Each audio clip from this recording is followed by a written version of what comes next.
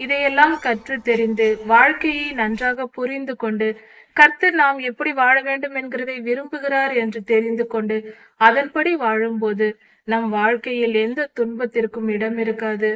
அப்படியே துன்பம் இருந்தாலும் அது நம்மை பாதிக்காது. கர்த்தர் நம்மை பாதுகாத்துக் கொள்வார்.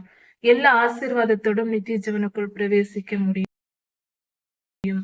நம்முடைய பிதாவாகிய தேவனுடைய அன்பும் ஆண்டவராகிய இயேசு கிறிஸ்துவின் கிருபையும் சமாதானமும் உங்கள் அனைவரோடும் கூட என்றென்றைக்கும் இருப்பதா. தலைப்பு: நான் உன்னை விட்டு விலகுவதும் இல்லை, உன்னை கைவிடுவதும் இல்லை. கர்த்தருடைய நாமத்தின் மேல் பொய்யானை இடக்கூடாது. கர்த்தருடைய நாமத்தை கொண்டு பொய்யானை இடாதே என்று கர்த்தர் சொல்லியிருக்கிறார். ஆனால் நாம் சத்தியமே செய்யாமல் இருப்பது மிகவும் நல்லது. எந்த காரியத்தை முன்னிட்டும் நாம் ஒரு நிர்பந்தத்திற்குள் நாம் நுழைத்து கொள்ளக்கூடாது. ஒரு உறுதிமொழி கொடுத்து விட்டால் அதை மீறினால் பாவமாகிவிடும். அப்படி நாம் உறுதிப்படுத்தி ஆணையிட்டு கொடுத்து விட்டால், நம்மால் செய்ய முடியாத சூழ்நிலை ஏற்பட்டால் அது நம் தலையில் பாவமாக நிற்கும். அதனால் எந்த காரணத்தை முன்னிட்டும் சத்தியம் செய்யாமல் இருப்பது நமக்கு நல்லது. அது நம்மை கண்ணியில் விடாதபடி நம்மை காத்துக்கொள்ளும். பிறரை ஒடுக்காதே. அப்படி என்றால் நம்மிடத்தில் தஞ்சமாக வந்திருக்கிறவர்கள், நம்மால் உதவி பெறுகிறவர்கள், நம்மிடத்தில் வேலை செய்கிறவர்கள் போல நம்மை இடத்தில் உதவி எதிர்பார்த்து நம்முடைய தயவில் வாழ்கிறவர்களை நாம் ஒடுக்கக்கூடாது, அவர்களை கொடுமைப்படுத்த கூடாது என்று வேதம் சொல்லுகிறது. அவர்களை கஷ்டப்படுத்தி அவர்களை அநியாயமாய் நாம் நடத்தினால் கர்த்தர் கோபம் கொள்வார். நாமும் எகிப்தில் அந்நியராக இருந்தோம் என்று கர்த்தர் சொல்கிறார். ஒரு காலத்தில் இஸ்ரவேலர்கள் அந்நியராய் இருந்தார்கள், எகிப்தில் அடிமைத்தனத்தில் இருந்தார்கள். அப்படி போலதான் இவர்களும் இப்பொழுது உங்களிடத்தில் இருக்கிறார்கள். இதன் பொருள் என்னவென்றால், நாம் நம்மிடத்தில் இருப்பவர்களிடத்தில் கருணை காட்டும் போது அந்த மனம் இருந்தால்தான் கர்த்தரிடத்திலிருந்து நமக்கும் கருணை கிடைக்கும். நாம் நம்மிடத்தில் இருப்பவர்களிடத்தில் அன்பு காட்டி தயவு காட்டி இரக்கம் காட்டும் போது கர்த்தர் நமக்கு இரக்கம் காட்டுவார் என்பதின் பொருளாக இருக்கிறது. அடுத்தது, நம்மிடத்தில் ஒருவர் வேலை செய்தால் அவர்களுடைய கூலியை பொழுது விடுவதற்குள் கொடுத்து விட வேண்டும். அதாவது, இன்று காலையிலிருந்து மாலை வரைக்கும் வேலை செய்கிறார்கள், நம்முடைய வயலில் அவர்கள் வேலை செய்கிறார்கள் என்றால், அப்படி கூலி வேலை செய்கிறவர்களுடைய கூலியை அந்த இரவுக்குள் கொடுத்து விட வேண்டும். நாளை தருகிறேன் நாளை தருகிறேன் என்று நாம் அவர்களிடத்தில் காலம் தாழ்த்தக்கூடாது. ஏனெனில் அவர்கள் அந்த பணத்தை கொண்டுதான் அவர்கள் சாப்பிடுவார்கள். ஒருவேளை நாம் பணம் கொடுக்காததினால் நம்முடைய வயலில் வேலை செய்துவிட்டு, நம்முடைய நிறுவனத்தில் வேலை செய்துவிட்டு, நம்முடைய வீடுகளில் வேலை செய்துவிட்டு அவர்கள் போய் பசியோடு படுத்து தூங்கினால் அவர்கள் மனம் என்ன பாடுபடும்? அந்த வேதனை நம்மை தாக்கும். அவர்கள் செய்த வேலைக்கு நாம் கூலி கொடுக்க போகிறோம், சரிக்கு சரியாக. அப்படி இருக்க நாம் அதை காலத்தில் கொடுக்கும்போது அவர்களுக்கு அது பிரயோஜனமாய் இருக்கும். அதனால் கூலி கொடுப்பதோ சம்பளம் கொடுப்பதோ எப்பொழுதும் காலம் தாழ்த்தாமல் அந்தந்த நாளுக்குள் கொடுத்து விட வேண்டும். பொழுது விடிந்து மறுநாள் பிறப்பதற்குள் அவர்களுக்கு அதை கொடுத்து விட வேண்டும். இது கர்த்தரிட்ட கட்டளையாக இருக்கிறது. இதை கடைபிடிக்கும் போது நம்முடைய வாழ்க்கை செழிப்பாக இருக்கும். அடுத்தது, காது கேளாதவர்கள் இருக்கிறார்கள் என்றால் அவர்களுக்கு தான் காது கேட்காதே என்று திமிராய் அவர்களை திட்டுவது. அவர்களுக்கு கேட்காது, நாம் என்ன வேண்டுமானாலும் சொல்லிக் கொள்ளலாம், நாம் எப்படி வேண்டுமானாலும் அவர்களை திட்டிக் கொள்ளலாம் என்று திட்டிக் கொள்வது, அவர்களை கேவலமாக பேசுவது போன்ற காரியங்களை செய்யக்கூடாது. அது கர்த்தருக்கு கோபத்தை உண்டாக்கும். கர்த்தர் நம்மேல் கோபமாகி நம்மை தண்டிப்பார். அடுத்தது, குருடன் முன் தடுக்கலை வைக்காதே. ஒருவர் பார்வையற்றவர்கள் வருகிறார்கள் என்றால், அவர்கள் வருகிறார்கள் என்று சில பேர் திமிராக என்ன செய்வார்கள், அவர்களுக்கு தான் பார்வை இல்லையே என்று அவர்கள் முன் எதையாவது கொண்டு போய் நடக்கிற பாதையில் வைப்பது. அவர்கள் தடுக்கி கீழே விழுந்தால் அதை பார்த்து சிரிப்பது, சந்தோஷப்படுவது. இப்படிப்பட்ட காரியத்தை செய்யாதே என்று கர்த்தர் கூறுகிறார். இப்படிப்பட்ட காரியங்கள், அதாவது காது கேளாதவர்களை கண்டபடி திட்டுவது, பார்வையற்றவர்களை அவர்கள் நடக்கிற பாதையில் எதையாவது வைத்து கீழே தடுமாற செய்வது, அவர்களை விழ செய்து வேடிக்கை பார்ப்பது போன்ற அகந்தையான காரியங்களை செய்யும் போது கர்த்தர் நம்மேல் கோபமாகி நம்மை தண்டிப்பார். இப்படிப்பட்ட காரியங்களை ஒருபோதும் செய்யக்கூடாது என்று கர்த்தர் சொல்லுகிறார். ஒரு வழக்கு என்று வரும்போது அந்த விசாரணையில் அநியாயமாய் நாம் எதையும் சொல்லக்கூடாது. வழக்கு விசாரணை என்று வருகிறது என்றால் அதில் நீதி நியாயத்தோடு நடந்து கொள்ள வேண்டும். ஒருவர் ஏழையாக இருக்கிறார், எளியவராய் இருக்கிறார் என்று அநியாயமாய் இறக்கப்பட்டு அநியாயமாய் செய்துவிடக்கூடாது. அவர்கள் ஏழையாய் இருக்கிறார்கள் என்பதற்காக அநியாயம் செய்கிறவர்களுக்கு நாம் ஆதரவாக நீதி வழங்கிவிடக் கூடாது. ஏழையாய் எளியவர்களாய் இருக்கிறார்கள் என்பதற்காக அவர்கள் செய்த குற்றத்தை மறைத்து அநியாயமாய் நாம் எந்த முடிவையும் எந்த நியாய தீர்ப்பையும் சொல்லிவிடக்கூடாது. அதே சமயத்தில் ஒருவர் மிகவும் பெரிய பணக்காரராக செல்வந்தராக இருக்கிறார் என்றால் அவர்களுடைய செல்வத்தை கண்டு அவர்களுடைய பலத்தை கண்டு பெரிய அதிகாரத்தை கண்டு பயந்தும் அநியாயமாய் நாம் நியாயம் தீர்த்துவிடக் கூடாது. பெரியவர்களை கண்டு பயந்து நியாய தீர்ப்பு செய்யக்கூடாது. எளியவர்களுக்கு இரக்கம் காட்டுகிறேன் என்று அவர்களின் குற்றத்தை மறைத்து நியாய தீர்ப்பு செய்துவிடக்கூடாது. நீதி நியாயம் என்று வரும்போது ஏழை பணக்காரன் எளியவன் பெரியவன் அதிகாரமுடையோர் அதிகாரமற்றவர் என்ற பாகுபாடு இல்லாமல் மனிதர்களை மனிதர்களாக சமமாக பாவித்து நீதி விசாரணை செய்ய வேண்டும் என்று கர்த்தர் சொல்லுகிறார்.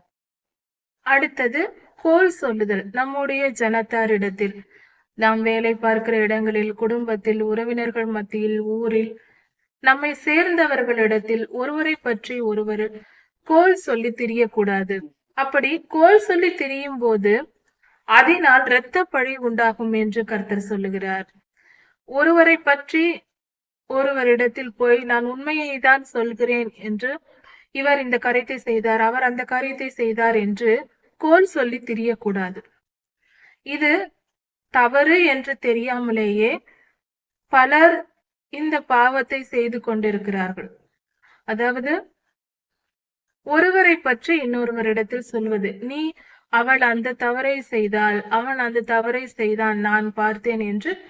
அது உண்மையாக நடந்திருக்கலாம், இருந்தாலும் நாம் அதை சொல்ல வேண்டிய வேலை என்ன? அது நம்முடைய வேலை அல்ல. அது தவறு என்று கர்த்தர் சொல்லுகிறார். அப்படி சொல்லக்கூடாது. ஒருவர் நம்மை கேட்டால் நாம் பதில் சொல்லலாம். அது சாட்சியாக நாம் எதை பார்த்தோமோ எதை கேட்டோமோ நாம் அறிந்த சாட்சியை வேண்டுமானால் அதுவும் கேட்டால் சொல்லலாம். யாரும் கேட்காத பட்சத்தில் நாம போய் இவர் இப்படிப்பட்டவர் அவர் அப்படிப்பட்டவர் அவர் அதை செய்தார் இதை செய்தார் என்று கோல் சொல்லி திரியக்கூடாது. இப்படி செய்யும் போது ரத்தம் சிந்துதல் உண்டாகும், சண்டை உண்டாகும், பெரிதளவாக அது வரும். கடைசியில் பார்க்கும்போது அது இரத்த பழியை கொண்டு வந்து சேர்க்கும்.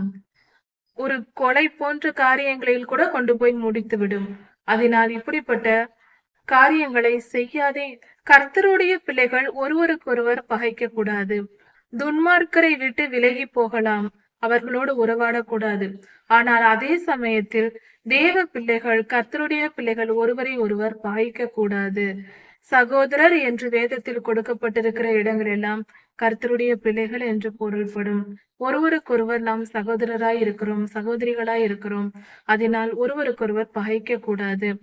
அவர்கள் தவறு செய்யும் போதோ அவர்களிடத்தில் ஏதாவது குற்றம் இருந்தாலோ நேரடியாக சென்று அவர்களை கடிந்து கொள்ளலாம், அறிவுரை சொல்லலாம், கடிந்து கொள்ளலாம். ஏன் இப்படி செய்தா, இப்படி செய்யக்கூடாது, நாம் கர்த்தருடைய பிள்ளைகள் என்று பேசலாம், தவறில்லை. அது அவர்கள் மனம் திரும்புவதற்கு ஏதுவாக இருக்கும்.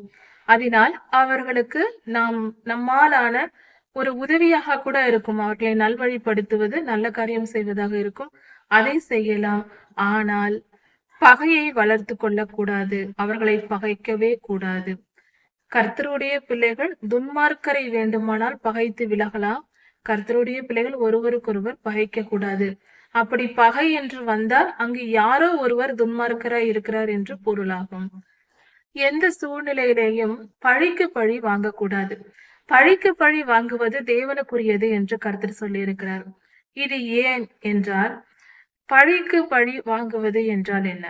ஒரு மனிதர் ஒருவரை அடிக்கிறார் என்றால் அந்த மனிதன் அவன் திரும்பி அடிக்க அவன் மேல் அதிகாரம் இல்லை. அப்படி என்றால் நம் எதிரி நமக்கு செய்த தீங்கை நாமும் திருப்பி செய்தால் அவன் தீங்குக்கு ஏற்ற தண்டனையை கர்த்தர் அவனுக்கு கொடுக்கும்போது அதே தண்டனையை நமக்கும் கொடுப்பார். ஏனென்றால் நாமும் அந்த பாவத்தை செய்திருக்கிறோம் என்பதினால். அதனால் எப்பொழுதும் நாம் நம்மை நிதானித்துக் கொள்ள வேண்டும். பழிக்கு பழி வாங்கக்கூடாது. பழிக்கு பழி வாங்குவது தேவனுக்குரிய செயலாய் இருக்கிறது. அது மனிதருக்கு ஏற்றதல்ல. மனிதனை படைத்தவர் கர்த்தர். அவருக்கே அந்த மனிதன் மேல் அதிகாரம் உண்டு. உலகில் உள்ள எல்லா மனிதர்கள் மேலும் கர்த்தருக்கே அதிகாரம் உண்டு. மனிதன் செய்த செயலுக்கு நாம் திருப்பி பழி வாங்கினால் அந்த மனிதன் மேல் அதிகாரத்தை நாம் செலுத்துகிறதா இருக்கிறது. அதனால் கர்த்தருடைய அதிகாரத்திற்குள் நாம் போய் அந்த அதிகாரத்தை எடுத்துக்கொள்ள கூடாது. அதனால் கர்த்தர் பழிக்கு பழி வாங்குவது தேவனுக்குரியது என்று சொல்லி இருக்கிறார். அது மனிதருக்கு ஏற்றதல்ல. எந்த சூழ்நிலையிலேயும் எந்த காரியத்திலேயும் பழிக்கு பழி வாங்கக்கூடாது. அடுத்தது பிறர் மேல் பொறாமைப்படக்கூடாது. பொறாமை என்பது மிகப்பெரிய மோசமான ஒரு செயலாய் இருக்கிறது. இது உடனே பார்க்கும்போது பெரிய விஷயமாக தெரியாவிட்டாலும் மிகப்பெரிய காரியங்களை எல்லாம் இந்த பொறாமை செய்திருக்கிறது. யோசிப்பையாவின் சரித்திரத்தை பார்க்கும்போது இவர்கள் யோசிப்பையாவை அடிமையாக விற்றார்கள். எதனால்? பொறாமையினால். அதே அடிமைத்தனத்திற்குள் அந்த இஸ்ரவேலர்கள் 400 வருடம் கிடந்தார்கள். அதே பொறாமை எகிப்தியர்கள் பட்டார்கள், அவர்களை அடிமைப்படுத்தினார்கள். சரிக்கு சரி நீதி சரி கட்டப்பட்டது. 13 வருடங்கள் வாழ்ந்தார்கள். சிறை தண்டனையும் அனுபவித்தார்.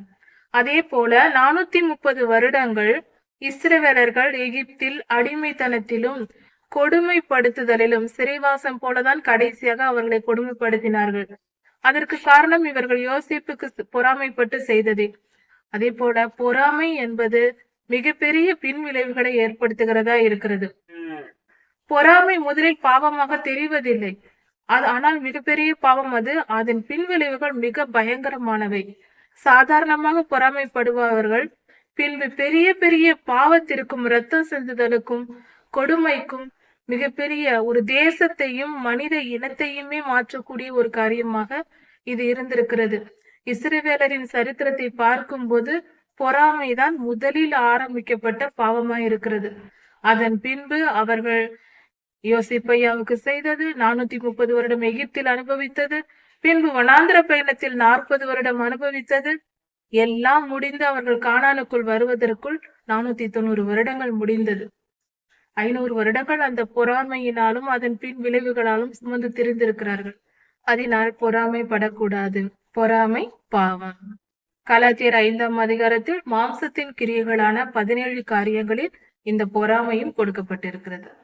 அடுத்தது, உன்னில் அன்பு கூறுவது போல பிறனிடத்திலும் அன்பு கூறுவாயாக என்ற கட்டளை கொடுக்கப்பட்டிருக்கிறது. நம்மை நாம் நேசிப்பது போல பிறரை நேசிக்க வேண்டும். அடுத்த மனிதர்களையும் நம்மை போன்ற மனிதர்கள் என்ற உணர்வோடு நாம் நடத்த வேண்டும். நமக்கு ஒரு விஷயம் நமக்கு பசிக்கிறது என்றால் பிறர் பசியோடு இருப்பதை பார்க்கும்போது நமக்கும் அந்த உணர்வு வர வேண்டும். நமக்கு பசித்தால் நாம் எப்படி உணர்வடைகிறோமோ, ஐயோ பசிக்கிறதே சாப்பிட வேண்டுமே என்று நினைக்கிறோமோ, அதே போல பிறர் பசியோடு இருப்பதை பார்த்தால் அவர்களுக்கு ஆகாரம் கொடுக்க நாமும் அதே போல நினைக்க வேண்டும். இதுதான் அன்பின் சமமாய் நம்மை நேசிப்பதை போல பிறரை நேசிப்பது. இப்படி இருக்க வேண்டும் என்று கர்த்தர் சொல்லுகிறார். நமக்கு ஒரு காயம் பட்டுவிட்டால் நாம் துடித்து போவோம். ஏதாவது ரத்தம் சிந்தி விட்டால் நாம் மிகவும் வேதனைப்படுகிறோம். அதே போல பிறருக்கு ஏதாவது நடந்தால் அதை போலவே நாமும் செயல்பட வேண்டும். இதுதான் நம்மில் அன்பு கூறுவது போல பிறரில் நாம் அன்பு கூறுவது. இந்த கட்டளையையும் நாம் சரியாக நாம் கடைபிடிக்க வேண்டும். அப்பொழுது கர்த்தருடைய ஆசீர்வாதத்தை பெற்றுக் கொள்ளலாம். ஒருவேளை நாம் இப்படிப்பட்ட கட்டளைகளையும் கற்பனைகளையும் நாம் மறந்து தெரிந்தால் நம் வாழ்க்கையில் சாபங்களும் வேதனைகளும் துன்பங்களும் சொல்லாமலே வரும். இதையெல்லாம் கற்று தெரிந்து வாழ்க்கையை நன்றாக புரிந்து கொண்டு கர்த்தர் நாம் எப்படி வாழ வேண்டும் என்கிறதை விரும்புகிறார் என்று தெரிந்து கொண்டு அதன்படி வாழும்போது நம் வாழ்க்கையில் எந்த துன்பத்திற்கும் இடம் இருக்காது. அப்படியே துன்பம் இருந்தாலும் அது நம்மை பாதிக்காது. கர்த்தர் நம்மை பாதுகாத்துக் கொள்வார். எல்லா ஆசீர்வாதத்தோடும் நித்திய ஜீவனுக்குள் பிரவேசிக்க முடியும். கர்த்தர் உங்களை ஆசீர்வதிப்பாராக. மாறனாதா.